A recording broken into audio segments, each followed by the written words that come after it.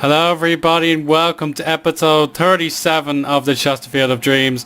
Today I'll be live comming one of our bogey teams at home today. It's Rotherham coming to the Proax Stadium, but this game has far more meaning than you'd expect. It's not just the battle of manager and manager to decide if I can finally get one over. It's also got extra significance because if we check out the league, we are in fourth position with a game in hand over Sheffield United. So we're technically third at the start of the day, but Sheffield United got 1 point out of Nottingham Forest and vice versa. So my God, I cannot believe what we are witnessing here. We've already won more games in just 20 than we did in all 46 of last season. So to expand the table, Charlton are down at the bottom with Wigan and Millwall down on 14 points. We have 37.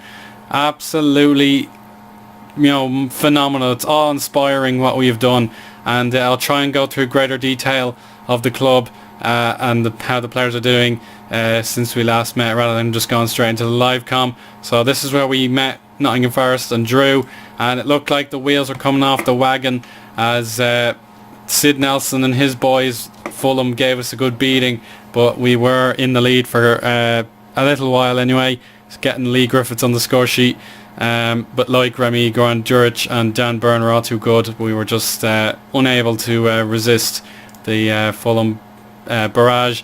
Then heartbreak against Leeds. It was a game we should have won, but first of all, Sam Morsy got himself sent off straight after our goal with a second bookable offence.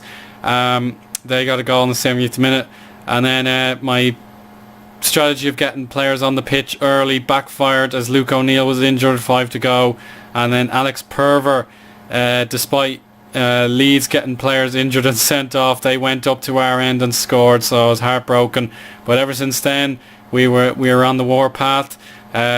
Despite this game crashing on me and me losing the score, we did recover it and we won 2-1 again, so very pleased with that. Same against Burnley, an excellent game.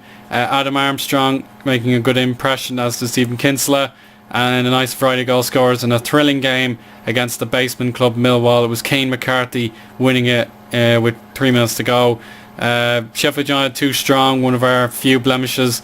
Then another incredible result, this time again against Watford. It was another Lee Griffiths special in the 89th minute to win us that game, and ever since then we've been top form, defence and attack. You can see Adam Armstrong got a rare start. I know he got to play from the start, and he scored twice, and then Lee Griffiths in between. And then against Brighton, one of our other bogey clubs, it was Regan Booty and a penalty from Lee Griffiths that decided this game. And even though we had the entire second half without Adam Reddington, we didn't concede a goal anyway. So that is 10 out of 10. Really, really proud of the team thus far. We can check out some of the stats. Lee Griffiths, 10 goals for the season. He's one of the top scorers, and we'll look at clean sheets, see if we can find it. There it is. So Jakob Rinne has 4, which is half as good as the top 2 Sheffield goalkeepers. And then Anthony Halsey has 1. But now we'll look at our squad and compare and contrast the selection info for you guys. Jakob Rinne has made the most appearances, followed by Sean Wilson, who's now been injured, Lee Griffiths, Sean Kavanagh, Matt Doherty. Goal scorers, Lee Griffiths has 10, Yairo Mensah has dried up a little bit, he's only on 5, Drake Gray of all people has 4, Adam Armstrong starting to get his rhythm going, he's 4, Kinsella 3, Fry 2, Afobe 2, and then everyone else has 1. Average rating, Lee Griffiths by far the best player, 7.31 average, Stephen Kinsella 7.17, Adam Reddington 7.08, Sean Kavanagh 7.04, very consistent performer, Yairo Mensah 7.03, Dale Fry 7.02, and then Sean Wilson 7 exactly. But apart from the positivity, we'll look quickly at our growing injuries list. Stephen Kingsley isn't fit to play, Ollie Banks injured, Sean Wilson's injured, and Matthew Beasley all injured, so all of our attacking mids are gone. So the 4-4-2 is kind of a necessity now, even though it's been absolutely sensational for me. We have to play that formation until some of those players recover. Yair Mess has come back from injury, and Adam Reddington, as I mentioned, suspended. So as the Christmas schedule's coming up very soon, we are kind of unlucky in that regard. We're going to be playing on the 26th, the 28th, the 30th and the 2nd, so I need all my players that I can get fit for this game, and pretty sharpish as well. So we'll keep our fingers crossed, but by then hopefully just one or two players will be injured. But now we'll see how we get on in this Rotherham game, which is one for my own personal benefit if we win, but also it's for a chance to go third in the championship and just 3 points behind the league leaders unless Watford get a win as well. We'll have to wait and see. But as you can see, here's the record: loss, and that's got to change immediately. But here's my starting lineup. We'll head straight into the game and see who can emerge on top in this Rotherham revenge episode. Welcome back, everybody. I'm afraid the livecom not only had to be postponed due to my computer's motherboard being a little poorly, but we also lost after initially winning the first half 2-0, but my recording crashed due to the infernal crash dump, so I had to play the game again. I didn't attempt to record it as it probably would have caused problems, and this is the outcome: a rather cruel defeat once more to Stuart Pearce and Rotherham. We created more chances, we put them under more pressure, but we didn't really apply ourselves properly, and Rotherham yet again stole the win. But then again, if we had have lost 2 goals to them and failed to score again, it would have been a 2-2 draw. It kind of would have been the same thing anyway. So obviously there's not much I can do. I really apologise for not being able to keep a promise to do a live com, but this would have been a bad second attempt to watch anyway, and that leaves us 6th in the league.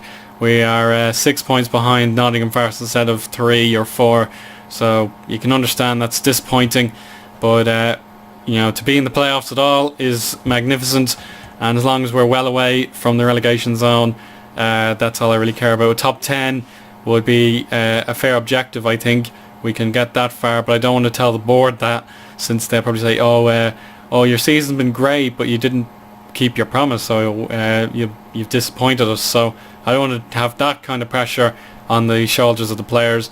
But to only lose 6 out of 21 games compared to how we did last season, that is incredible, and we can certainly play more of the game now. I won't be doing any episodes until at least the February portion of the calendar is met.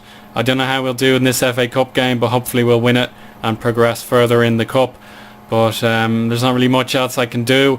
GTA 5 is out tomorrow, so we're probably playing a bit of that if my computer can handle it, and I have to try and find a way to revive the Attack of the Clone, because the save game, as I probably mentioned to you already, this one here has been corrupted, even though the stats bar on the right hand side seems to be intact. It just will not load for any reason. When I go into my backup saves, this backup has been kept, and I hope to revive that. So 1st of June 2022, I have 3 years to claw back, but to have a wonderful livecom scuppered the way it has been, that's obviously distressing. But you guys are obviously very faithful bunch. You can understand my plight, and fingers crossed nothing else bad happens to me or my computer. But I'll leave it there for now, and I hope we can get this episode uploaded very soon, because you deserve to see it. And apart from that, we'll speak again as soon as we can. Goodbye.